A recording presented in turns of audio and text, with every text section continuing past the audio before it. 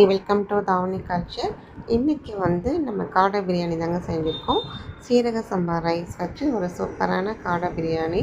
இது சிக்கன் பிரியாணி விட ரொம்ப டேஸ்டியாக இருக்கும், ரொம்ப ஹெல்த்தியும் கூட. இந்த மாதிரி காடை பிரியாணி ஒரு தடவை நீங்கள் செஞ்சு பாருங்கள், சூப்பராக இருக்கும்.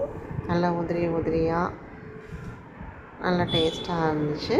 இதுக்கு காடை கிரேவி தாங்க வச்சுருக்கேன். பாருங்கள், காடை கிரேவி நல்லா திக்காக இருக்குது. இது இட்லி, தோசை, சப்பாத்திக்கும் இந்த காடை கிரேவி சூப்பராக இருக்கும். நல்ல டேஸ்டியாக ஸ்பைஸியாக சூப்பராக இருந்துச்சு. அப்புறம் எக்கு, தயிர், வெங்காயம். இந்த லன்ச் மெனு உங்களுக்கு பிடிச்சிருந்துச்சுன்னா லைக் பண்ணுங்கள், கமெண்ட் பண்ணுங்கள், சப்ஸ்கிரைப் பண்ணுங்கள். தேங்க்யூ.